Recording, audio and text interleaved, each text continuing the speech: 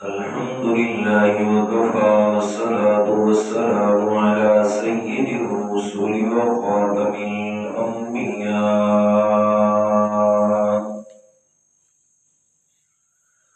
أما بعد فأعوذ بالله من الشيطان الرجيم. بسم الله الرحمن الرحيم.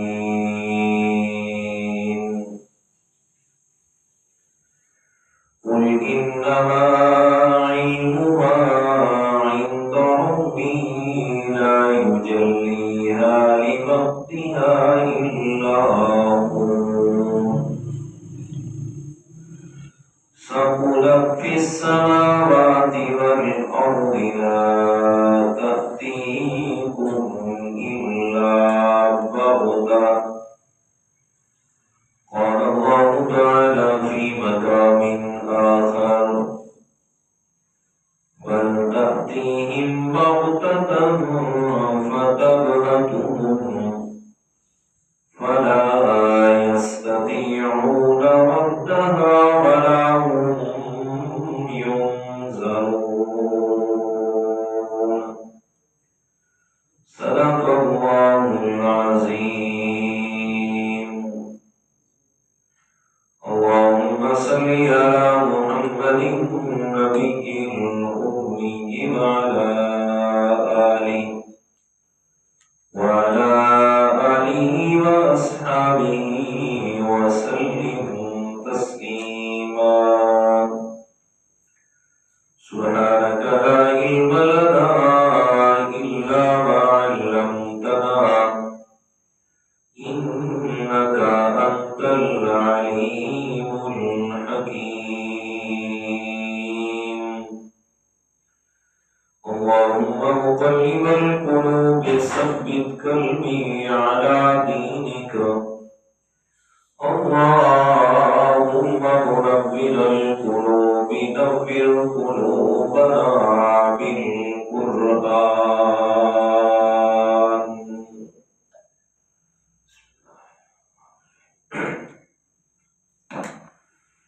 گرامی قدر سامعین، المخلصین الموحدین،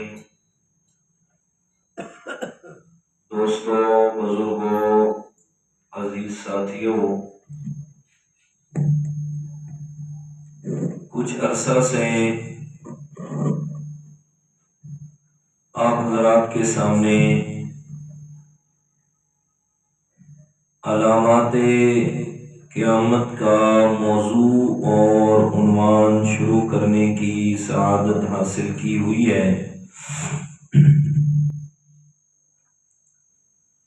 شروع میں آپ حضرات کے سامنے عرض کیا تھا کہ علامات قیامت دو قسم پر ہیں۔ ایک ہے علامات صغریٰ، چھوٹی نشانیاں، اور دوسری ہیں علامات کبریٰ یعنی بڑی نشانیاں۔ تقریباً 6-7 جمعے پیچھے جو گزر چکے ہیں، اس میں آپ حضرات کے سامنے علامات قیامت کے حوالے سے بہت ساری باتیں عرض کر چکا ہوں۔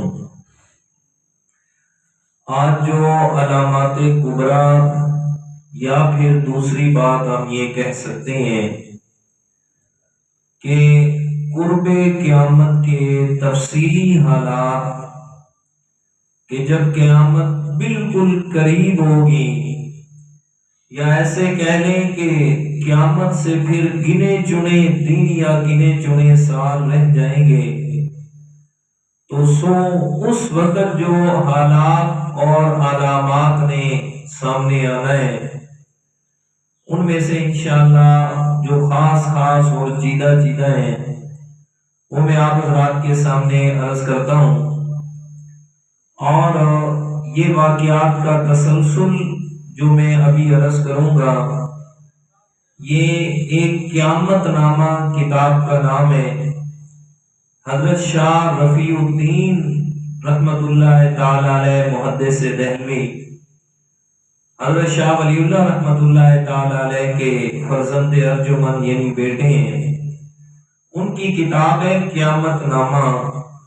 تو اس کے حوالے سے میں انشاءاللہ یہ باتیں عرض کروں گا، کیونکہ احادیث مبارکہ کے اندر تمام تر جو ہیں حالات و واقعات وہ موجود تو ہیں، لیکن اس قدر ترتیب نہیں ہے۔ آپ علیہ الصلوۃ والسلام مختلف حالات کے اندر اور مختلف واقعات کی مناسبت سے آپ صلی اللہ علیہ وسلم بیان فرما دیتے، صحابہ کرام یاد کرتے، لکھتے، آگے پہنچا دیتے۔ تو حضرت شاہ صاحب نے یہ محنت کی ہے کہ انہوں نے تمام تر حالات و واقعات کو سامنے رکھ کے ایک ترتیب دی ہے کہ قرب قیامت سو یہ حالات و واقعات ہوں گے۔ ان میں سے جو بالکل قیامت کے قریب واقعات ہوں گے ان میں سے ایک بڑا واقعہ ہے کہ مسلمانوں اور عیسائیوں کے درمیان صلح ہو جائے گی۔ بڑی جماعت ہوگی مسلمانوں کی، کثیر تعداد میں مسلمان ہوں گے اور عیسائیوں سے صلح کر لیں گے، اور صلح کرنے کے بعد وہ جو عیسائی صلح میں شامل نہیں تھے تو سو یہ صلح کرنے والے عیسائی اور مسلمان مل کے ان عیسائیوں کے خلاف جنگ کریں گے، اور ادھر مسلمان اور عیسائیوں کو فتح ہوگی۔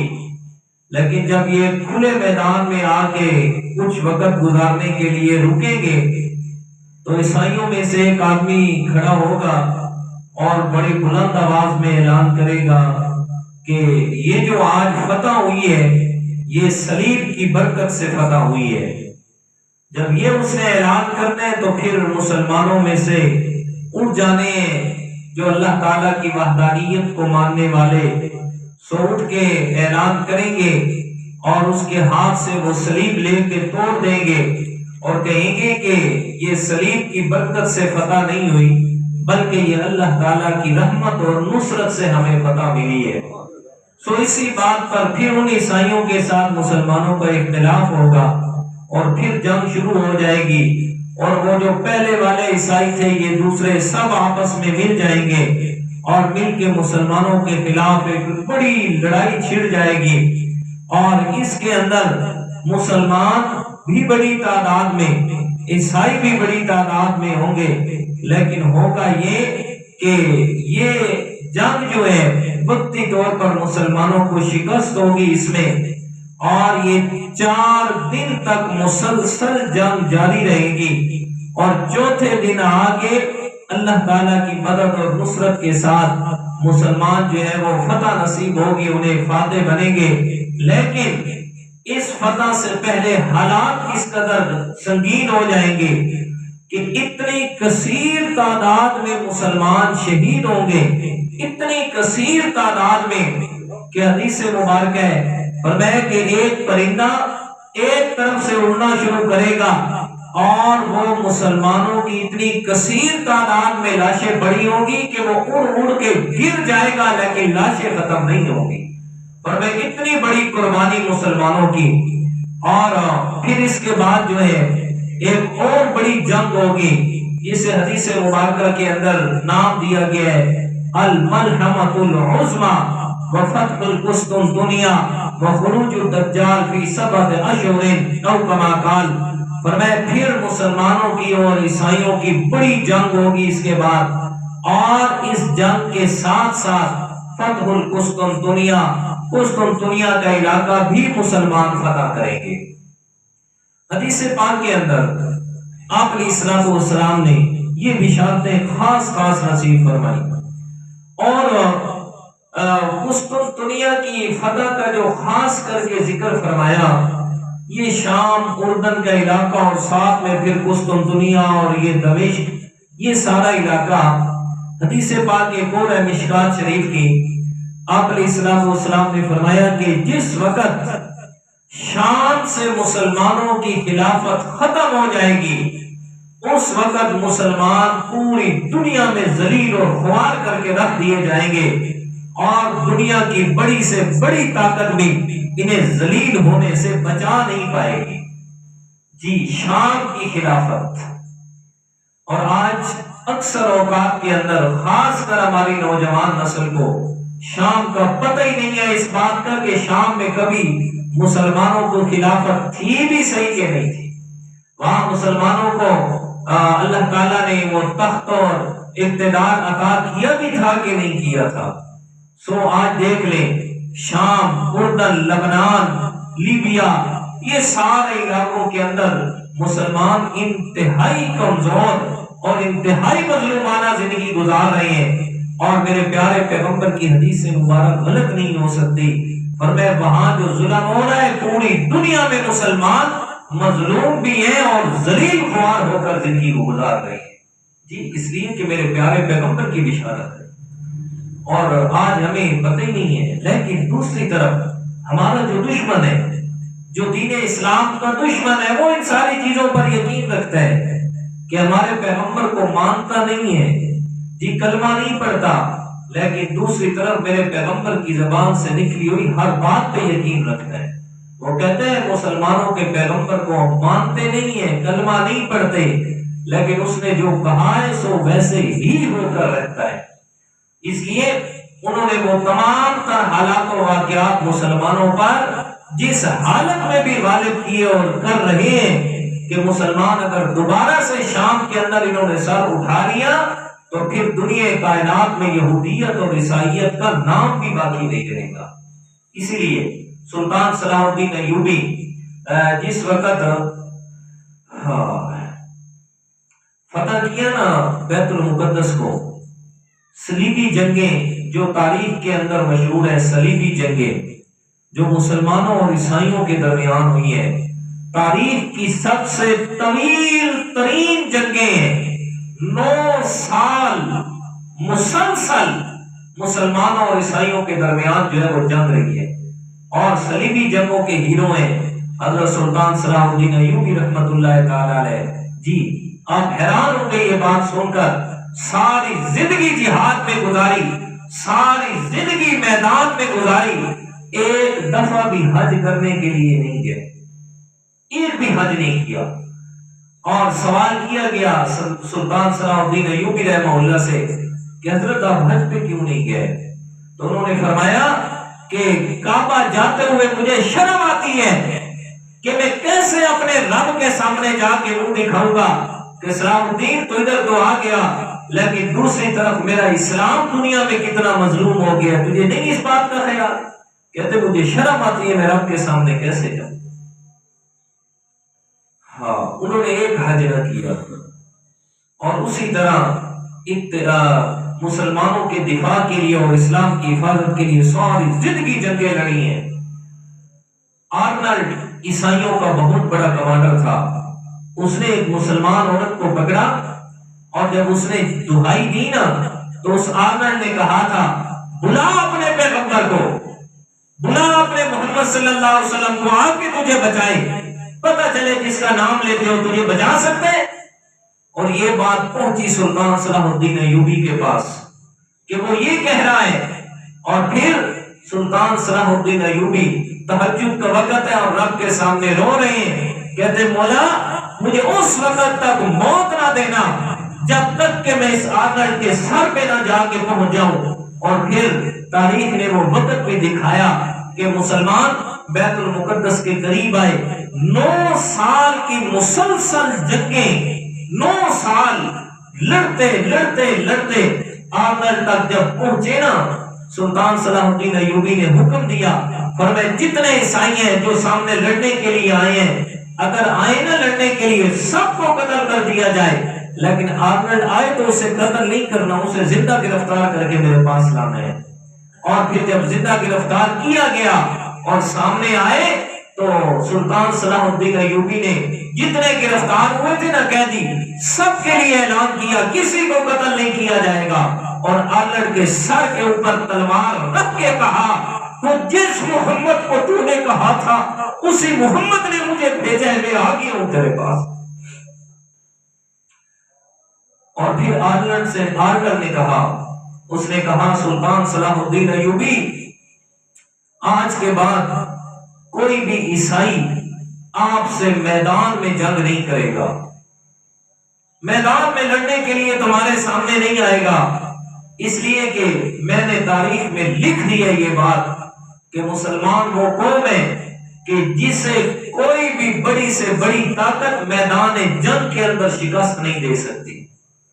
اور دوسری بات یہ ہے کہ اب تو نے بیت المقدس فتح کر لی ہے، آپ کو مبارک دیتے ہیں، لیکن میں آپ کو یہ بات بتا دوں کہ آپ کے بعد کوئی مسلمان عورت صلاح الدین جیسا بیٹا پیدا نہیں کرے گی، اس لیے کہ میں نے عیسائیوں کو یہ سبق دے دیا ہے اور ایک بڑی جماعت میں نے تیار کر دی ہے جن کو میں نے یہ سبق دیا کہ آپ نے کچھ بھی نہیں کرنا، بس آپ نے مسلمان نوجوان نسل کو بے حیا بنانا ہے، بس ان کے اندر بے حیائی پھیلانی ہے آپ نے، اور کچھ بھی نہیں کرنا، آپ کے ذمہ اور کچھ نہیں ہے۔ صلاح الدین جس وقت نوجوان نسل تیری بے حیا ہوگی نا اور تیری عورتیں بے حیا بن جائیں گی تو پھر آپ جیسا بچہ پیدا کرنے والی کوئی عورت ہی باقی نہیں رہے گی، اور پھر ہمارا مقابلہ کس نے کرنا ہے؟ بس تو آخری صلاح الدین ہے، اس کے بعد کوئی عورت صلاح الدین نہیں پیدا کر سکتی۔ اور پھر انہوں نے اس پر محنت کی ہے، پھر انہوں نے اس پر اپنا وقت لگایا ہے، سب کچھ لگایا، اور آج میری نوجوان نسل کو بے حیائی کے آخری دہانے پر پہنچا کے چھوڑ دیا۔ اس بے حیائی اور بے غیرتی کے آخری دہانے پر جی مرد ہے تو وہ حد سے گزر گئے، عورتیں ہیں تو وہ بے حیائی میں آگے نکل گئی جی، اور اس حد تک بے حیائی میں کیا بڑا اور کیا چھوٹا، کیا بوڑھا اور کیا جوان، کیا آدمی اور کیا عورت، کیا بچہ اور کیا لڑکا اور کیا لڑکی، کیا پڑھا لکھا اور کیا جاہل، کیا عالم اور کیا امام اور کیا مقتدی، اس حد تک بے حیائی میں آگے نکل گئے کہ اب سوائے بے حیائی کے کچھ پسند ہی نہیں آتا، سوائے بے غیرتی اور بے حیائی اور بے شرمی کے کاموں کے کچھ دل کو نہیں بھاتا۔ تو پھر کہاں سے آئیں گے سلطان صلاح الدین ایوبی؟ کہاں سے آئیں گے جناب ٹیپو سلطان؟ کہاں سے آئیں گے وہ لوگ جو غیرت مند مسلمان تھے؟ آج صبح سے لے کر شام تک اور شام سے لے کر صبح تک سوائے بے شرمی اور بے حیائی کی کوئی کام ہی نہیں رہ گیا۔ تو اس لیے میرے دوستوں بات اور آگے بڑھ جائے گی، تو عرض میں یہ کر رہا تھا کہ یہ آپ علیہ السلام نے بڑی جو ہے خبر دی کہ قسطنطنیہ کا علاقہ بھی مسلمان فتح کریں گے، اور پھر اس میں آپ علیہ السلام نے باقاعدہ طور پر وہ علاقہ اور اس جگہ کو بھی صحابہ کرام کے سامنے بیان فرمایا جس جگہ کے ایک طرف سمندر ہے دوسری طرف خشکی ہے، فرمایا وہ علاقہ جب پوچھا گیا فرمایا کون سا، میرے پیارے پیغمبر کے سامنے بتایا گیا رسول وہ قسطنطنیہ کا علاقہ ہے جس کے ایک طرف سمندر دوسری طرف خشکی۔ میرے پیغمبر نے فرمایا وہ بھی مسلمان قیامت کے قریب فتح کریں گے۔ اور تیسرے نمبر پہ اس میں فرمایا خروج الدجال، دجال کا خروج ہوگا، یہ فی 7 اشہر، 7 سال تک جو ہے یہ سارا نظام چلتا رہے گا۔ بہرحال یہ آگے چل کے بات عرض کرتا ہوں، اس سے پہلے سنیے گا وہ جو مسلمانوں اور عیسائیوں کی جنگ ہوگی، اس جنگ کے اندر صبح مسلمانوں کو فتح، اور جس وقت مسلمانوں کو فتح ہوگی کثیر تعداد میں مسلمان شہید ہوں گے، اور میرے پیارے پیغمبر نے فرمایا جو اس جنگ میں شہید ہوگا وہ اس وقت کے سارے مسلمانوں میں سے سب سے افضل آدمی وہ ہوگا، سب سے عزت اور شان والا وہ آدمی ہوگا۔ پھر اس کے بعد دوبارہ سے جنگ ہوگی عیسائیوں اور مسلمانوں کی، اور اس جنگ کے اندر مسلمانوں کو شکست ہوگی، مسلمانوں کو ایک اس عجیب کیفیت میں وہ وقت گزاریں گے، نہیں مل رہا کوئی ایسا آدمی جسے ہم اپنا لیڈر بنائیں، جسے ہم اپنا رہنما بنائیں اور اس کی قیادت کے اندر پھر مسلمان جہاد کریں، تو تمام تر مسلمان جو اس وقت ہوں گے مکہ اور مدینہ کے اندر اس حیرانی اور سرگردانی میں پھر رہے ہوں گے، تو وہ حضرت امام مہدی جو مسلمانوں کا آنا ہے جی، وہ اس حالات کو دیکھے گا اور اسے اس بات کا یقین ہوگا کہ یہ سارے حالات اللہ کی رحمت سے میں نے ہی سنوارنے ہیں، لیکن وہ چاہے گا نہیں، خود بخود سامنے ہونا نہیں ظاہر ہونا چاہے گا۔ تو مدینہ میں ہوگا، لوگ دیکھیں گے، مدینہ سے نکل کے مکہ آ جائے گا، اور یہ بھی حدیث مبارکہ میں ہے۔ فرمایا آپ علیہ الصلوۃ والسلام نے بتایا، فرمایا وہ جو آدمی آئے گا سو وہ میری نسل اور میرے خاندان میں سے ہوگا، وہ میری بیٹی حضرت فاطمہ کی نسل میں سے ہوگا۔ فرمایا اور ایک حدیث مبارکہ میں ہے، فرمایا اس کا نام میرے نام کے ساتھ ہوگا، یعنی محمد ہوگا، اس کے والد کا نام میرے والد کے نام والا ہوگا، عبداللہ ہوگا۔ فرمایا جب مکہ میں آئے گا تو یہاں جو ہے مسلمان طواف کے دوران اسے گھیر لیں گے اور اسے اپنا قائد اور رہنما بنائیں گے، اور قائد اور رہنما بنا کے پھر یہاں سے پھر دوبارہ مسلمان اس قائد اور رہنما کی قیادت کے اندر جہاد شروع کریں گے، اور یہاں سے یہ قافلہ نکلے گا، یعنی مکہ سے مدینہ کی طرف آئے گا۔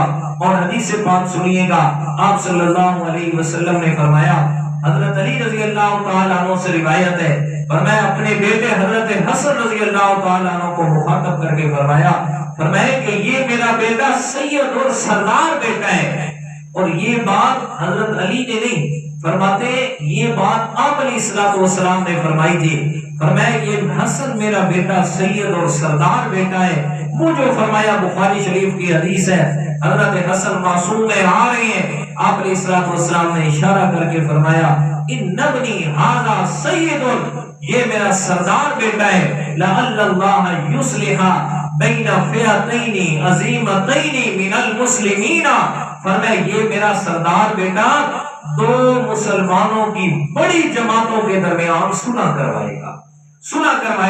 یہ ایک الگ ٹاپک ہے، میں صرف اشارہ کر دیتا ہوں۔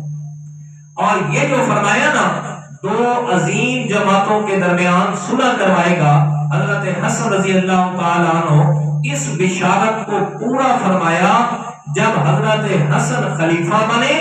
حضرت علی رضی اللہ تعالیٰ عنہ کی شہادت کے بعد لوگوں نے پوچھا زندگی کے آخر میں آپ کے بیٹے کو آپ کا خلیفہ بنا دیں آپ کی جگہ پہ، فرمایا بنا دیں۔ حضرت حسن خلیفہ بنے اور 6 مہینے خلافت کی حضرت حسن رضی اللہ تعالیٰ عنہ نے، اور جس وقت خلیفہ بنے نا تو وہ سارے جو لوگ منافقین لڑانے والے تھے وہ آگے حضرت حسن کے پاس آگے کہتے ہیں کہ چلے جی حضرت امیر معاویہ کے خلاف جنگ کے لیے نکلتے ہیں۔ حضرت حسن نے فرمایا پہلی بات تو یہ ہے کہ ہماری جنگ نہیں ہے، دوسری بات یہ ہے کہ آپ میرے بابا کے ساتھ مل کے ان کو جو کہتے رہے، جس طرح کرتے رہے اور خود پیچھے رکے رہے، حسن ایسا کرنے والا نہیں ہے، یہ بڑا ہے میدان، چلو آگے تم، میں آپ کے ساتھ چلوں گا۔ اچھا، ادھر حضرت حسن کو یہ کہا، حضرت امیر معاویہ کی طرف خط لکھا کہ اگر ہم تمہیں حضرت حسن کو زندہ گرفتار کرا دیں تو ہمیں کیا ملے گا؟ منافقین تھے نا، وہ منافقت والا کردار ادا کر رہے، ہمیں کیا ملے گا؟ تو حضرت امیر معاویہ نے وہی خط جو تھا نا اپنا میسنجر بھیجا، حضرت حسن کو دے دیا تھا، حضرت حسن کے پاس بھیجے، یہ آپ کے لوگوں کی طرف سے ہمارے پاس خط ہے، میں نہیں جنگ کرنا چاہتا، نہ مجھے آپ کی ذات کے ساتھ کوئی اختلاف ہے۔ حضرت حسن نے جب دیکھا نا خط، پہلے سے بھی حضرت علی کی زندگی میں حضرت حسن اپنے والد محترم سے فرمایا کرتے تھے، ابا جی یہ جو ہمارے آس پاس ہمارے لوگ ہیں نا، یہ ہمارے ساتھ مخلص نہیں ہے، یہ ہمارے مخلص نہیں ہے، یہ ہمیں صرف لڑانے والے ہیں۔ لیکن حضرت علی رضی اللہ تعالیٰ عنہ کی اپنی مصلحت تھی، ان کا اپنی سوچ اور سارا کچھ تھا، ہم اس پر کوئی بات نہیں کر سکتے، اور نہ ہمیں کوئی اتنی طاقت ہے، نہ ہماری مجال ہے۔ بہرحال حضرت حسن نے دوبارہ سے خط بھیجا، فرمایا کہ میں آپ سے صلح کرنا چاہتا ہوں۔ صلح کس بات پہ جی؟ فرمایا صلح کرنی ہے کہ آپ کے حق میں خلافت سے دستبردار ہو کے آپ کے حق میں خلافت چھوڑ رہا ہو، حضرت امیر معاویہ نے سفید کاغذ پہ نا سب سے نیچے اپنے سائن کر کے بھیج دیے، فرمایا حسن بھتیجے جو تیری خواہش ہے وہ ساری شرطیں لکھ دے، تیری اور میری صلح ہو گئی، جو تیری چاہت ہے وہ لکھ دے۔ شرائط لکھی حضرت حسن نے اپنی مرضی سے، اور پھر حضرت حسن، حضرت حسین اور باقی سارے لوگ جو ان کے ساتھ تھے مسلمان، وہ یہاں سے کوفہ سے نکلے اور پھر یہ گئے جناب دمشق کے اندر، اور وہاں جا کر حضرت امیر معاویہ کے ساتھ صلح کی، اور مسلمانوں کی وہ جو عظیم جماعتیں آپس میں علیحدہ تھی تو سو حضرت حسن نے دونوں کے درمیان کیا کروا دی؟ صلح کروا دی۔ تو اور اللہ کے پیارے پیغمبر کا وہ جو بشارت تھی کہ یہ میرا سردار بیٹا ہے، اس کو حضرت حسن رضی اللہ تعالی عنہ نے یہ صلح کروا کے اس بشارت کو پورا فرما دیا۔ تو حضرت حسن رضی اللہ تعالی عنہ کو حضرت علی بھی یہی فرما رہے ہیں، فرمائے کہ یہ میرا سردار بیٹا ہے، سید بیٹا ہے، اور اس کی نسل میں سے اللہ تعالیٰ نے قرب قیامت ایک آدمی پیدا کرنا ہے، فرمائے اس نے بھی وہی کام کرنا ہے جو میرے بیٹے حضرت حسن نے کرنا ہے۔ کیا مطلب؟ فرمائے اس نے بھی مسلمانوں کو آپس میں ملا کے اور اسلام کا بول بالا کرنا ہے۔ پچھلی بات جو میں نے عرض کی ہے، جب حضرت حسن نے حضرت امیر معاویہ کے ہاتھ پہ بیعت کی تو اس وقت سارے پورے عرض پہ جتنے بھی مسلمان تھے تمام تر متفقہ طور پر تمام تر مسلمانوں نے خلیفہ مانا حضرت امیر معاویہ رضی اللہ تعالیٰ عنہ کو۔ جی تاریخ تو جو بکواس کرتی رہے جی، تاریخ کا کوئی بھی بڑے سے بڑا مورخ یہ بات نہ پیش کر سکے، نہ کسی میں جرأت ہے کہ حضرت امیر معاویہ کا جب دور خلافت شروع ہوا کوئی ایک صحابی، کوئی ایک مسلمان ایسا بتاؤ کہ جس نے حضرت امیر معاویہ کے ہاتھ پہ بیعت نہ کی ہو۔ خواہ سے جھگڑے، خواہ سے بدماشیاں اور عیاریاں اور فنکاریاں پیغمبر کے صحابہ کے بارے میں، وہ میں پچھلے دن حدیث بیان کر چکا ہوں۔ آپ علیہ الصلوۃ والسلام نے فرمایا قرب قیامت ایسا وقت آئے گا کہ میری امت کے بعد کے لوگ میری امت کے پہلے لوگوں کو برا بھلا کہیں گے، ان کو گالیاں دیں گے، بکواس کریں گے۔ تو آج ہم دیکھ رہے ہیں سوشل میڈیا اور اس میں جناب طرح طرح کے آ گئے، کوئی مفکر آ گیا اور کوئی ڈاکٹر آ گیا اور کوئی انجینئر آ گیا، آگے پیغمبر کے صحابہ میں کیڑے نکالنے شروع کر دیے، اور جن کے بارے میں اللہ تعالیٰ فرماتا ہے میرا پیغمبر رضی اللہ عنہم ورضوا عنہ، میرا پیغمبر دنیا جو بکواس کرتی رہے، میں اللہ جو کہہ رہا ہوں میں تیرے صحابہ سے راضی ہو گیا۔ جب اللہ راضی ہو گیا تو کوئی 14ویں صدی کا مفکر اور انجینئر کہ جی نہیں یہ غلطی ہے، نتیجہ کیا ہوگا؟ چاند کی طرف منہ کر کے تھوکنے سے نتیجہ الٹ ہوگا، اپنے چہرے پہ تھوک آئے گی، چاند کو کوئی بھی جناب کسی طریقے سے نقصان نہیں ہوگا۔ تو بہرحال تو فرمایا اس کا نام جو حضرت حسن کی نسل میں آئے گا اس کا نام محمد ہوگا، اور وہ اخلاق اور کردار میں ایسا اعلیٰ ہوگا جیسے میرا حضرت حسن سب سے اعلیٰ ہے، فرمایا ایسے ہی اعلیٰ اخلاق والا ہوگا۔ تو حضرت امام مہدی جب آئے گا تو دنیا کے حالات کچھ عجیب سے ہوں گے۔ وہ جو مسلمان مخلص جو ان کے ساتھ وہاں سے نکلیں گے مکہ سے مدینہ اور مدینہ سے پھر شام کی طرف جائیں گے، اور شام کی طرف جب جائیں گے تو یہاں حضرت امام مہدی کے ساتھ مسلمانوں کا لشکر۔ اچھا ایک اور بات سن لیں آپ، جب حضرت امام مہدی کا ظہور ہوگا تو اس وقت صرف 2 ہی باتیں ہوں گی، تیسری بات نہیں ہوگی۔ پہلی بات کہ حضرت امام مہدی کا ساتھ دینا ہے، اور دوسری بات کہ اس کا ساتھ نہیں دینا۔ جو دے گا سو وہ مومن ہوگا، جو نہیں دے گا وہ پکا کافر ہو جائے گا۔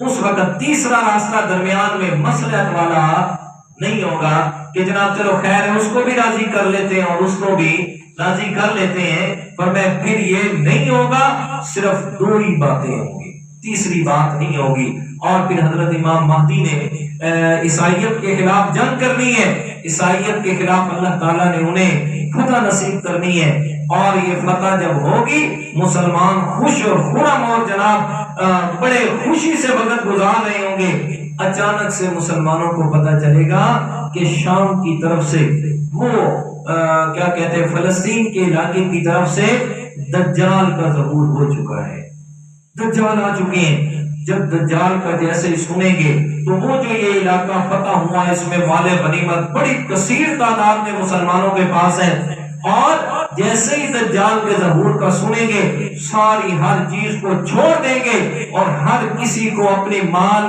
اپنی اولاد اور اپنے گھر والوں کی فکر ہوگی، کہیں ان کو دجال آ کے نہ جناب کیا کر دے، غلط راستے پہ لگا دے اور دین اسلام سے دور کر دے۔ تو حضرت امام مہدی نے 10 آدمیوں کا لشکر تیار کرنا ہے اور اس علاقے کی طرف بھیجنا ہے کہ جاؤ اور پتہ کر کے آؤ کہ یہ واقعتاً بات ہے یا نہیں ہے۔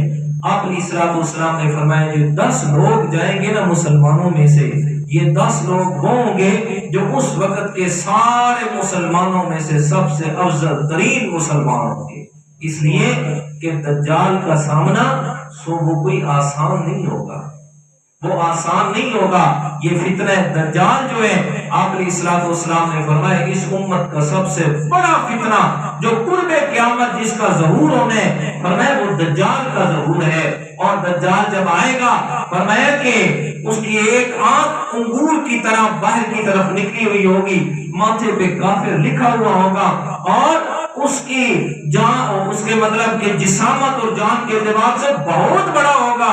اور جب آئے گا نا دنیا میں فرمایا اس کا جو زندگی کا پہلا دن ہوگا دنیا میں وہ 1 سال کے برابر 1 دن ہوگا، جو دوسرا دن ہوگا وہ 1 مہینے کے برابر دن ہوگا، اور جو تیسرا ہوگا وہ 1 ہفتے کے برابر وہ دن ہوگا اس کا، اور اس کے بعد پھر نارمل اسی طرح جس طرح دن ہوتے ہیں 24 گھنٹے کے گزریں گے۔ اور اس 1 سال کے دن کے اندر وہ جو کہا جاتا ہے نا حدیث پاک ہے کہ 3 دنوں کے اندر پوری روئے زمین کا چکر لگائے گا، تو فرمایا وہ اس طرح لگائے گا 1 دن پہلا دن اس کا پورے سال کے برابر ہونا ہے۔ صحابہ کرام نے پوچھا یا رسول اللہ اگر وہ 1 دن سال کے برابر ہے تو اگر ہماری زندگی میں ایسا ہو جائے تو پھر ہم 1 سال کی نمازیں پڑھیں؟ تو آپ علیہ الصلوۃ والسلام نے فرمایا بالکل اسی طرح وہ 1 سال کا دن ہوگا، اور اگر آپ کی زندگی میں آ جائے تو آپ پوری 1 سال کی نمازیں ادا کریں گے۔ کیا مطلب کہ نماز کے حساب سے کہ صبح کی نماز کا یہ ٹائم، اس کے اتنے گھنٹے بعد ظہر کا ٹائم، اتنے گھنٹے بعد عصر کا ٹائم، اتنے گھنٹے بعد مغرب اور اتنے گھنٹے بعد عشاء کا ٹائم، اس حساب سے آپ مکمل نماز ادا کرتے رہیں گے۔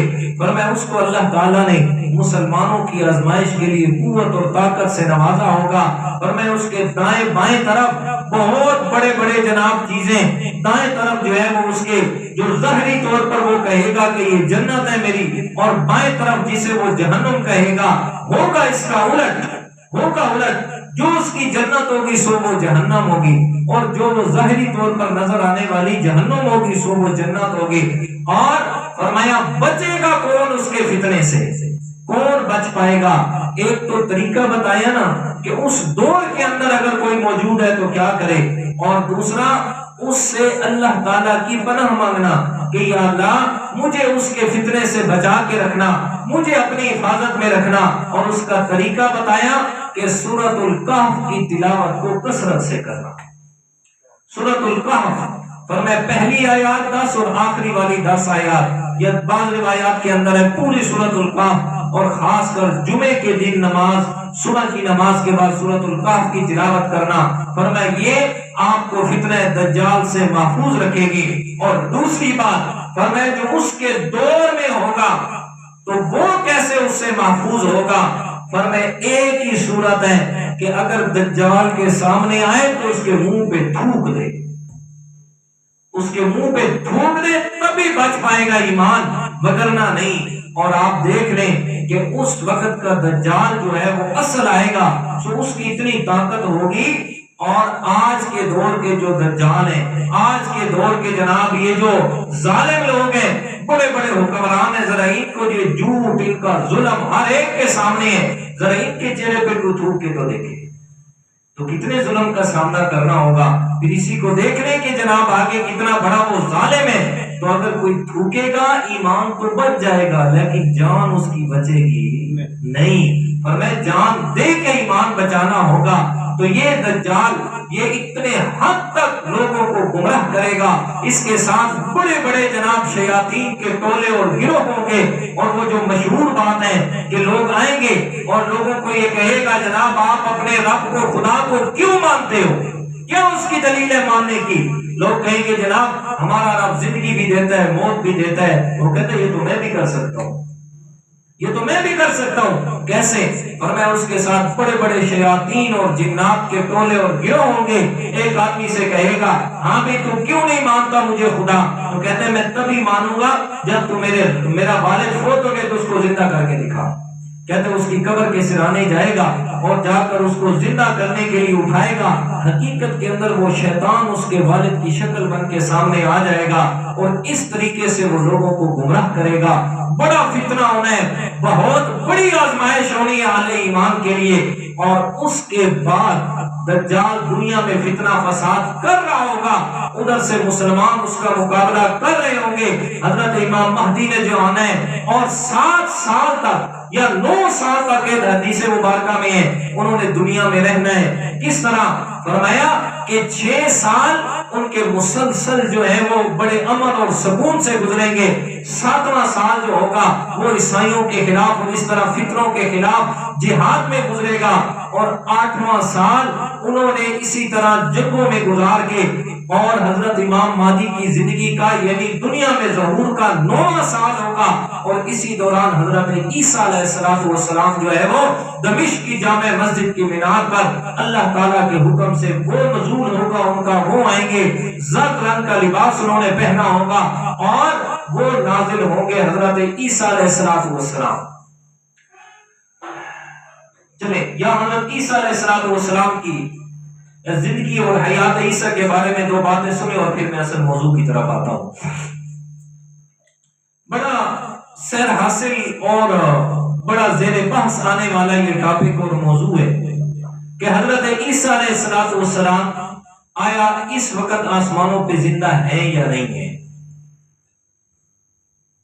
اصل حضرت عیسیٰ علیہ السلام کو اللہ تعالیٰ نے انجیل شریف سے نوازا، انجیل شریف ان پہ نازل ہوئی، اور یہ جب دنیا میں آئے تو ان سے پہلے جو تھا یہودیت کا بول بالا تھا اور ان کے پاس کتاب تھی تورات شریف۔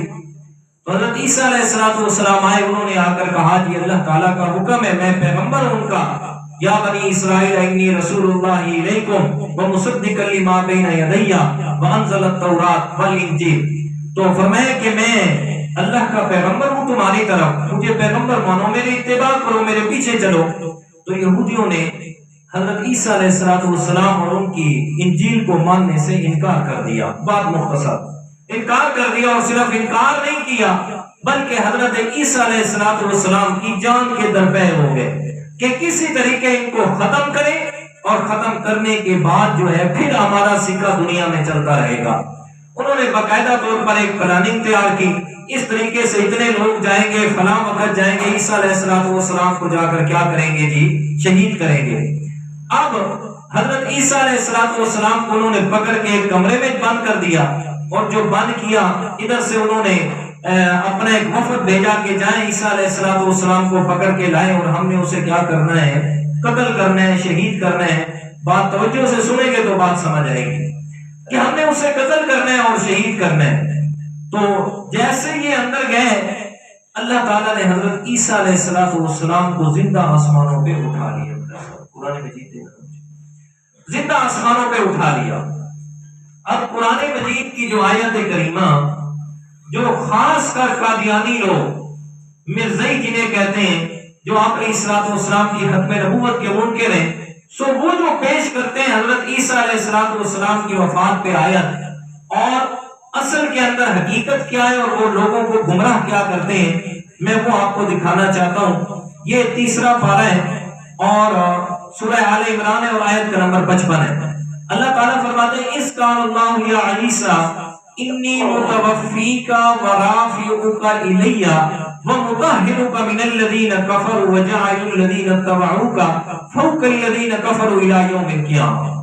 فرمایا کہ جب اللہ تعالیٰ نے فرمایا ہے عیسیٰ ابن مریم انی متوفی کا، بے شک میں اب یہ معنی میں کر رہا ہوں جو وہ کرتے ہیں، یعنی مرزائی یا قادیانی لوگ، کیا جی کہ انی متوفی کا، میں آپ کو موت دوں گا، فوت کروں گا، ورافیوں کا الیہ، اور اپنی طرف تمہیں اٹھا لوں گا. اور رافیوں کا الیہ جب پوچھتے ہیں جی اپنی طرف اٹھانے کا کیا مطلب ہے، تو وہ کہتے ہیں جی اللہ تعالیٰ عیسیٰ علیہ السلام کا روح اپنی طرف لے لیں گے. رافیوں کا الیہ کا مطلب کہ روح ہم اپنی طرف لے لیں گے. تو حضرت عیسیٰ علیہ السلام کو اللہ تعالیٰ خود کہہ رہے ہیں کہ ہم آپ کو موت دیں گے اور روح اپنی طرف لے لیں گے. تو لہذا عیسیٰ علیہ السلام کیا ہو گئے جی، فوت ہو گئے، مر گئے، دنیا میں موجود، اپنی زندگی گزار کے فوت ہو گئے، اب آسمانوں پہ زندہ سلامت موجود نہیں ہے.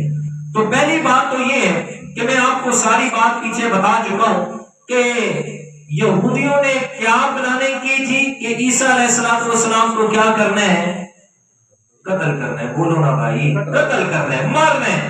جب وہ پورا ارادہ کر کے گئے مارنے کا، اور اللہ تعالیٰ نے بھی انہیں مار دیا عیسیٰ علیہ السلام کو، تو پھر بات کن کی سچی ہوئی، اللہ کی کہ یہودیوں کی؟ یہودیوں کی.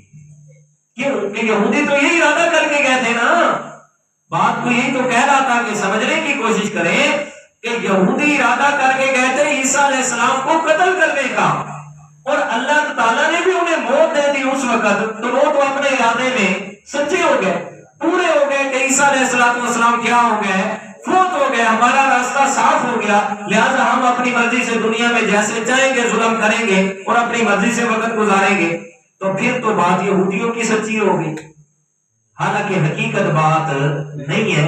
اللہ تعالیٰ نے اپنے پیغمبر عیسیٰ علیہ السلام کو بچانا تھا اور ساری اس کی حفاظت کرنی تھی. تو یہاں جو معنی ہے وہ کیا ہے، فرمایا اس کا اللہ یا عیسیٰ انی متوفی کا، کہ اللہ تعالیٰ فرما رہے ہیں میرے پیارے عیسیٰ، یہ جو آپ کے قتل کا منصوبہ بنا کے آ رہے ہیں سارے، آپ پریشان نہ ہو.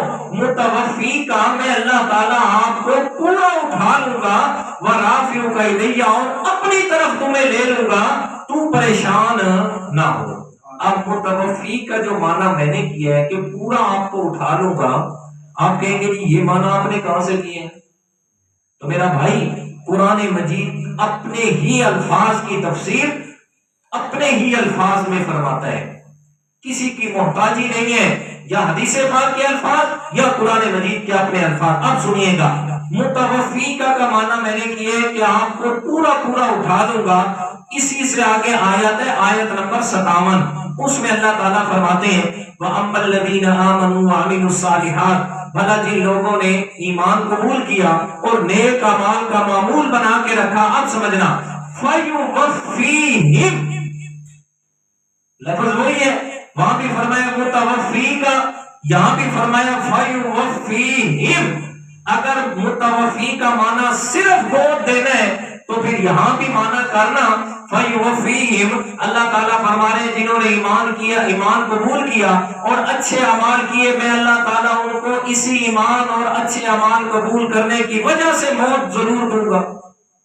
تو مطلب پھر یہ ہوگا جنہوں نے ایمان قبول نہیں کیا تو ان پر موت نہیں آتی. تو اس کا مطلب فَيُوَفِّيهِمْ أُجُورَهُمْ، میں اللہ تعالیٰ ایمان اور اچھے اعمال کی وجہ سے تمہیں بدلہ پورا پورا دوں گا، تمہیں ان اعمال کا بدلہ پورا پورا دوں گا. تو وہاں بھی فرمایا متوفی کا، میں نے عیسیٰ علیہ السلام کو پورا پورا آسمانوں پہ اٹھا لیا. تو آسمانوں پہ حضرت عیسیٰ علیہ السلام چلے گئے. اچھا، یہ تو ایک آیت ہو گئی. دوسری آیت سنیے گا، یہ چھٹا پارا اور سورۃ النساء ہے. یہاں دیکھیے گا اللہ تعالیٰ نے کس طریقے اس بات کی وضاحت فرمائی. جی ہاں، فَبِمَا نَقْضِهِمْ مِيثَاقَهُمْ وَكُفْرِهِمْ بِآيَاتِ اللَّهِ وَقَتْلِهِمُ الْأَنْبِيَاءَ بِغَيْرِ حَقٍّ وَقَوْلِهِمْ قُلُوبُنَا غُلْفٌ بَلْ طَبَعَ اللَّهُ عَلَيْهَا بِكُفْرِهِمْ فَلَا يُؤْمِنُونَ إِلَّا قَلِيلًا. آگے یہ سورۃ النساء آیت نمبر 155، 156، 157، 158 اور 159. یہ آیات نوٹ کرے، گھروں میں جا کے ترجمہ دیکھیں. اللہ تعالیٰ فرماتے ہیں وَبِكُفْرِهِمْ وَقَوْلِهِمْ عَلَى مَرْيَمَ بُهْتَانًا عَظِيمًا. میرے پیارے پیغمبر، یہودیوں نے حضرت عیسیٰ علیہ السلام کے قتل کرنے کا دعویٰ کیا، حضرت مریم پہ بہتان لگایا میں رب کہہ رہا ہوں۔ ان دونوں باتوں کے اندر انہوں نے بکواس کی ہے، جھوٹ بولا ہے۔ کس میں؟ نہ حضرت عیسیٰ علیہ السلام پر جو بہتان لگایا اس میں یہ سچے ہیں، اور نہ اللہ کے پیارے پیغمبر عیسیٰ علیہ السلام کے قتل کرنے کے دعویٰ جو کر رہے ہیں، نہ یہ اس میں سچے ہیں۔ اب اگلی بات، وَقَوْلِهِمْ إِنَّا قَتَلْنَا الْمَسِيحَ عِيسَىٰ ابْنَ مَرْيَمَ رسول اللہ، اور ان کی یہ بات کہ انہوں نے کہا کہ ہم نے عیسیٰ ابن مریم کو قتل کر دیا ہے۔ اللہ تعالیٰ فرماتے ہیں وَمَا قَتَلُوهُ وَمَا صَلَبُوهُ، میں رب تمہیں کہہ رہا ہوں، نہ یہودیوں نے عیسیٰ علیہ السلام کو قتل کیا ہے اور نہ انہوں نے سولی پہ چڑھایا ہے۔ یہ کون کہہ رہا ہے؟ اللہ تعالیٰ۔ یہ کون کہہ رہا ہے شاباش؟ اللہ تعالیٰ کہہ رہا ہے بلال ٹیک چھوڑ با بھائی، سمجھا نہیں۔ وَمَا قَتَلُوهُ وَمَا صَلَبُوهُ، رب فرما رہا ہے کہ یہودیوں نے عیسیٰ علیہ السلام کو قتل بھی نہیں کیا، سولی بھی نہیں چڑھایا، وَلَٰكِنْ شُبِّهَ لَهُمْ، لیکن ان پہ معاملہ مل جل گیا۔ اب مل جل کیسے گیا؟ حضرت عبداللہ ابن عباس رضی اللہ تعالیٰ عنہ، جانتے ہیں کون ہے؟ میرے پیغمبر کا صحابی ہے۔ اور جانتے ہیں کون ہے؟ میرے پیغمبر کا چچا زاد بھائی ہے، حضرت عباس کا بیٹا ہے، جس کے لیے میرے پیارے پیغمبر نے تہجد کے وقت اپنے رب سے جھولی پھیلا کے مانگا تھا، مولا میرے عبداللہ کو قرآن مجید کا مفسر بنا دے، قرآن مجید کی تفسیر کا علم اسے عطا فرما۔ تو وہ حضرت عبداللہ ابن عباس رضی اللہ تعالیٰ عنہ اس کا معنی فرماتے ہیں وَلَٰكِنْ شُبِّهَ لَهُمْ، ان پہ معاملہ مل جل گیا۔ کیا مطلب ہے معاملہ مل جل جانے کا؟ فرمایا وہ جو حضرت عیسیٰ علیہ السلام کو انہوں نے ایک کمرے میں قید کیا ہوا تھا، یہ آدمی گیا عیسیٰ علیہ السلام کو لینے کہ آپ لے آئے اور ہم اسے سولی پہ چڑھائیں۔ جب اندر گیا تو عیسیٰ علیہ السلام کو تو اللہ تعالیٰ نے آسمانوں پہ اٹھا لیا، اور جب یہ باہر نکلا نا، اللہ تعالیٰ نے اس کا چہرہ عیسیٰ علیہ السلام والا کر دیا، نیچے والا جسم اس کا اپنا۔ جیسے ہی باہر نکلا لوگوں نے اس کو پکڑ کے فوراً سولی پہ چڑھا دیا۔ اب جب یہ سولی پہ چڑھ گیا، اب جھگڑا پڑ گیا، اگر یہ عیسیٰ علیہ السلام ہے تو ہمارا آدمی کہاں گیا، اور اگر یہ ہمارا آدمی ہے تو پھر عیسیٰ علیہ السلام کہاں گیا؟ تو فرمایا وَلَٰكِنْ شُبِّهَ لَهُمْ، اور آگے فرمایا لوگوں وَمَا قَتَلُوهُ یقینا، میں رب تمہیں کہہ رہا ہوں یہودیوں نے عیسیٰ علیہ السلام کو قتل نہیں کیا، یہ سچی بات ہے، یقیناً سچی بات ہے۔ یہ کون کہہ رہا ہے؟ اللہ۔ دیکھیں ذرا قرآن مجید کے اسلوب کو سمجھیں آپ۔ اللہ تعالیٰ اسے بار بار ایک بات کے دہرانے کی اور یقین دہانی کروانے کی ضرورت نہیں ہے۔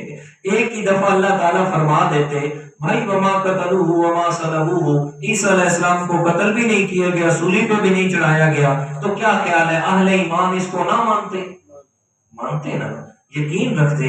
لیکن اللہ تعالیٰ کو پتا تھا اس بات کا کہ 14ویں 15ویں صدی میں ایسے ملا آئیں گے کہ جو آ کر عیسیٰ علیہ السلام کی اس زندگی پر آ کر تان بھی کریں گے، بکواس بھی کریں گے، سوال بھی اٹھائیں گے، اور ایسے بکواس سننے کو ملتے ہیں۔ کہتے ہیں جی اگر عیسیٰ علیہ السلام دوسرے آسمان پہ زندہ ہیں تو نعوذ باللہ من ذالک بتاؤ وہ کھانا کیا کھاتے ہیں؟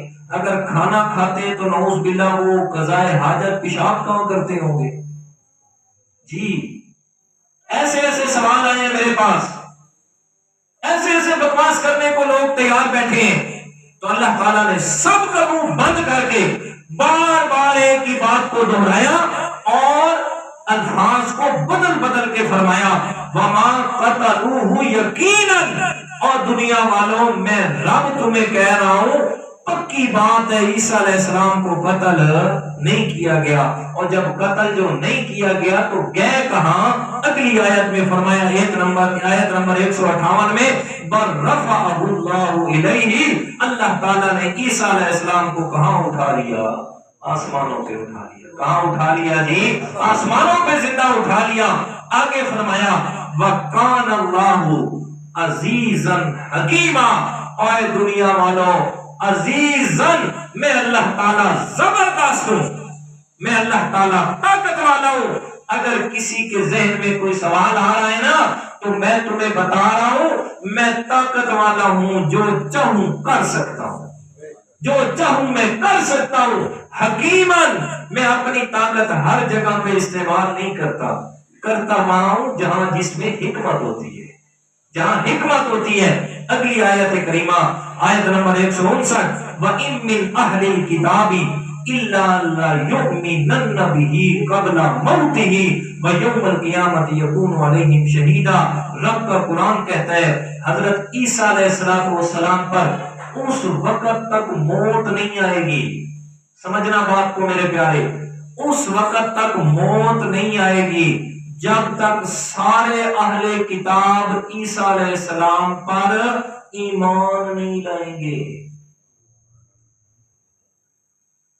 حضرت عیسیٰ علیہ السلام پر جب تک سارے اہل کتاب، یہودی بھی عیسائی بھی، سارے کے سارے اہل کتاب جب تک عیسیٰ علیہ السلام پر ایمان نہیں لائیں گے نا، اس وقت تک عیسیٰ علیہ السلام پر موت نہیں آئے۔ ابھی آپ سن چکے ہیں کہ عیسیٰ علیہ السلام کو تو وہ مارنے کے در پہ ہوئے تھے، تو مسلمان وہ عیسیٰ علیہ السلام پر ایمان کہاں سے لائے تھے؟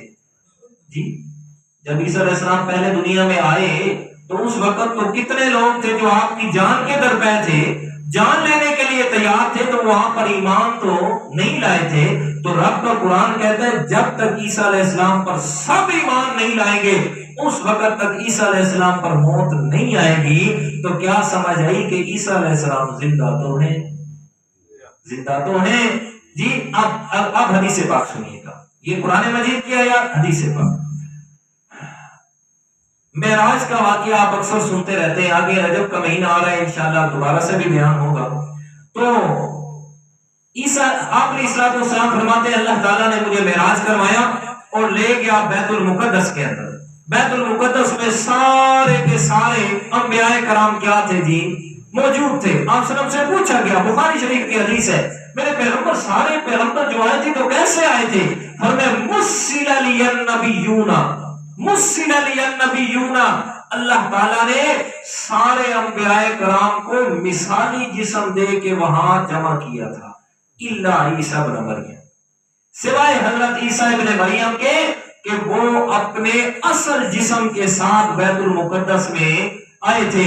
جب آئے نا آپ علیہ السلام بھی موجود ہیں، سارے انبیاء کرام موجود ہیں اور امامت ہو گئی۔ اس کے بعد بات آپس میں بات چیت شروع ہوئی تو انبیاء کرام نے ایک دوسرے سے پوچھنا شروع کیا، یار بتاؤ کہ وہ جو اللہ تعالیٰ نے یہ آسمان و زمین کا نظام بنایا اور پھر ہمیں یہ بتایا تھا کہ ایک وقت آئے گا اس نظام نے ختم ہونا ہے اور قیامت نے آنا ہے، آپ کو پتہ ہے قیامت کب آئے گی؟ انبیاء کرام ایک دوسرے سے کیا کر رہے ہیں؟ سوال کر رہے ہیں، آپ کو پتہ ہے قیامت کب آئے گی؟ تو جب ایک دوسرے سے سوال ہونے لگا نا تو سارے انبیاء کرام کہہ رہے ہیں یار اس کے آنے کا تو یقین ہے، اس نے آنا تو ہے لیکن یہ نہیں پتہ کب آئے گی، یہ رب بھی جانتا ہے۔ اس وقت حضرت عیسیٰ علیہ السلام وہاں بولے اور فرمایا پتہ تو مجھے بھی نہیں ہے کہ قیامت کب آنی ہے، لیکن اتنی بات ضرور ہے جب تک اللہ تعالیٰ دوبارہ مجھے دنیا میں نہیں بھیجیں گے اس وقت تک قیامت نہیں آ سکتی۔ جی، تو یہ میرے پیارے پیغمبر معراج کی حدیث میں موجود ہے یہ بات۔ اس کے بعد مسند ابی یعلا جلد اول میں حضرت ابو ہریرہ رضی اللہ تعالیٰ عنہ سے روایت ہے، بخاری شریف کے اندر بھی موجود ہے، آپ علیہ السلام نے فرمایا اور دنیا والوں اس وقت تک قیامت قائم نہیں ہو سکتی، فرمایا جب تک وَلَا يَنزِلَنَّ ابْنُ مَرْيَمَ فِيكُمْ إِمَامًا وَحَكَمًا، فرمایا جب تک حضرت عیسیٰ علیہ السلام تمہارے اندر نہیں آئیں گے اور جب وہ آئیں گے امام بن کے اور حکم بن کے آئیں گے، فرمایا جب آئیں گے تو انہوں نے کیا کرنا ہے؟ وَلَا يَقْتُلَنَّ الْخِنْزِيرَ، انہوں نے خنزیر کو آ کر قتل کر دینا ہے، مطلب یہودیت کا خاتمہ ہو جانا ہے، یہودیت کا کیا ہو جانا ہے؟ خاتمہ ہو جانا ہے۔ اور اس کے بعد فرمایا انہوں نے ہی وقت دنیا میں گزارنا ہے۔ پھر سوال پیدا ہو گیا عیسیٰ علیہ السلام جو آئیں گے تو کیا آ کر انجیل کی تبلیغ کریں گے؟ سوال تو ہے نا، سوال ہے، فرمایا کیا وہ انجیل کی تبلیغ کریں گے، آ کر عیسائیت کو فروغ دیں گے؟ نہیں ہو میرا بھائی، نہیں، بلکہ عیسیٰ علیہ السلام آئیں گے اور آ کر اسی قرآن کی تبلیغ کریں گے، اسی دین اسلام کو لے کر آگے بڑھیں گے، اور عیسیٰ علیہ السلام آ کر قرآن مجید اور میرے پیارے پیغمبر کی شریعت کو پھیلانے والے ہوں گے، تو کیا سمجھ آئی؟ عیسیٰ علیہ السلام آئیں گے تو بطور امت ہی آئیں گے، نیا نبی بن کے نہیں آئے گا۔ جو خاتم النبیین، ختم نبوت کیا معنی کرتے ہیں؟ ختم نبوت کا کیا معنی ہے؟ کہ آپ صلی اللہ علیہ وسلم کے بعد کوئی نبی نہیں، یہ تو غلطی کرتے ہیں۔ آپ صلی اللہ علیہ وسلم کے بعد کوئی نیا نبی نہیں آئے گا، مانا تو ٹھیک ہے، لیکن اصل ایک اور مانا ہے، وہ کرنے لگا ہوں جس پر سارے اشکال ختم ہو جائیں گے۔ ختم نبوت کا مطلب یہ ہے کہ آپ صلی اللہ علیہ وسلم کے بعد کوئی نیا نبی پیدا نہیں ہوگا۔ جی سمجھ آئی کہ نہیں آئی صاحب؟ کوئی نیا نبی پیدا نہیں ہوگا۔ ایک فیصلہ بات کا تھا، مرزا یونس سے میری بات ہوئی، اس نے مجھ سے سوال کیا، اس نے کہا بتا نبی کسے کہتے ہیں؟ میں نے کہا اور سوال پوچھ، اکٹھے جواب دوں گا۔ اس نے کہا اور خاتم النبیین کسے کہتے ہیں؟ میں نے کہا اب مزہ آئے گا۔ میں نے کہا میرے پیارے، نبی اسے کہتے ہیں کہ جنہوں نے معراج والی رات میں میرے پیارے پیغمبر کے پیچھے نماز پڑھی تھی، اور خاتم النبیین اسے کہتے ہیں جس نے معراج والی رات میں نبیوں کی امامت کروائی تھی۔ چپ۔ میں نے کہا اب بتا، معراج والی رات تمہارا کانا دجال وہاں تھا؟ مرزا غلام احمد قادیانی وہاں تھا؟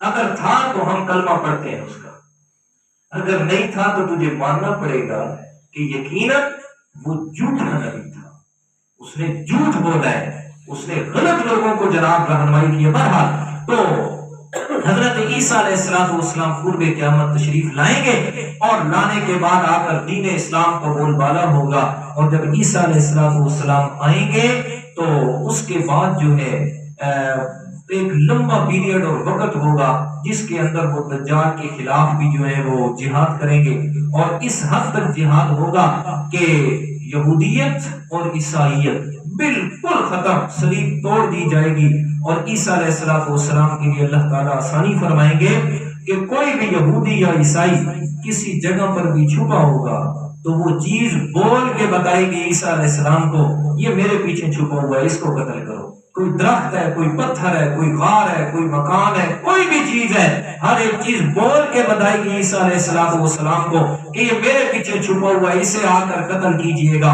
اور یہ جو دجال کا ظہور ہونا ہے اور اس نے خدائی کا دعویٰ کرنا ہے، اور دعویٰ کرنے کے بعد اللہ تعالیٰ نے اس کو یہ طاقت دینی ہے، سارے ذرائع پہ اس نے قبضہ کر لینا ہے۔ آپ کو میں کون کون سی مثال دوں؟ جی میرے پیارے محترم بھائی، آپ دیکھ رہے ہیں اس وقت دنیا کے پوری دنیا کے اندر جتنے بھی یہ سیڈز، بیج چل رہے ہیں نا، بیج فصلوں کے، یہ ملٹی نیشنل کمپنیوں کے چل رہے ہیں۔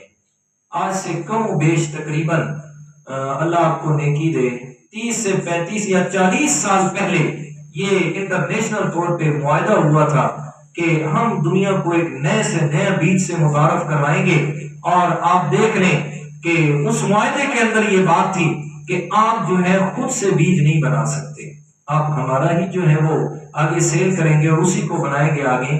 آپ دیکھ لیں کہ آئندہ آنے والے حالات میں یہ بات ہے کہ جو بیج ہمارے پاس آتا ہے نا، اس کی جو فصل اگتی ہے، وہ جو فصل ہمارے پاس آتی ہے، ہم اس فصل کو دوبارہ بیج نہیں بنا سکتے، پھر دوبارہ بیج لینا پڑتا ہے۔ ایسے ہے کہ نہیں؟ ایسے ہے نا؟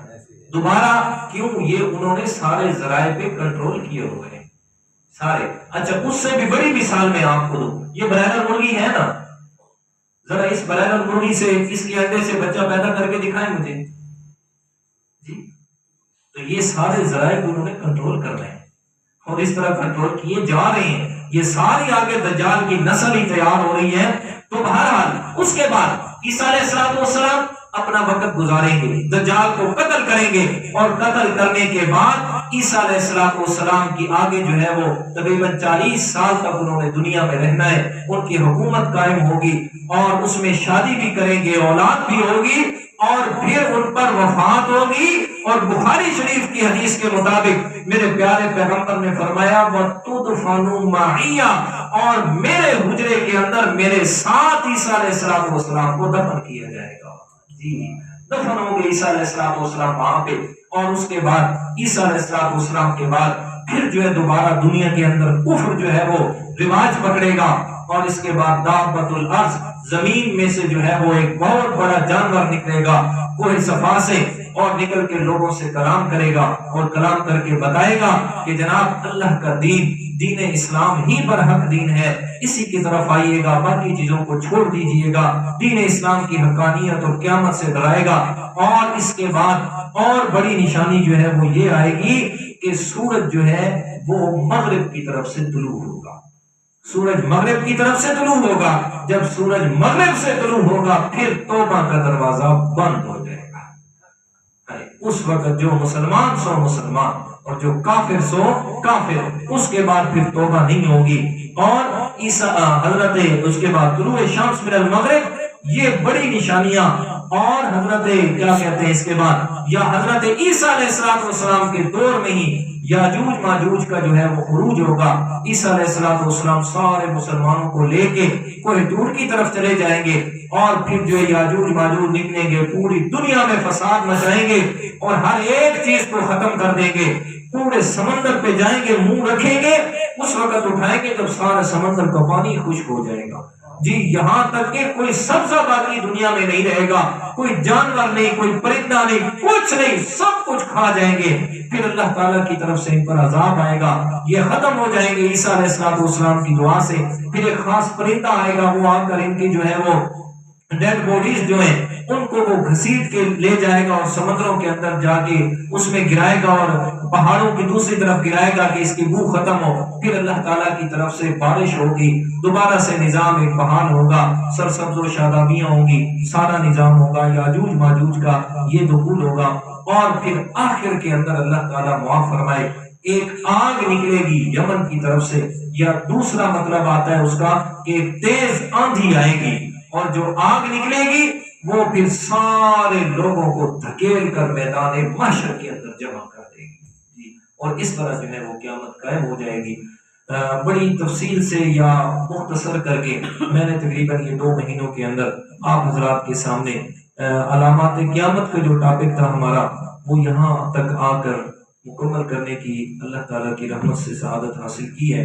بہرحال یہ جتنی باتیں بھی بیان ہوئی قرآن و حدیث کے حوالے سے، دعا فرمائیے گا اللہ تعالیٰ ہم سب کے لیے سب سے بڑی آسانی یہ پیدا فرمائے کہ ہم سب کو ایمان اور عقیدہ اور عمل قرآن و سنت کے بنانے کے مطابق بنانے کی توفیق عطا فرما دے۔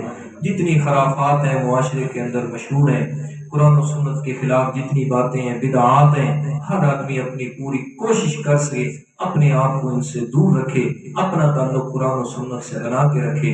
اللہ تعالیٰ ہر ایک کو جزائے خیر عطا فرمائے۔ وما علینا الا البلاغ۔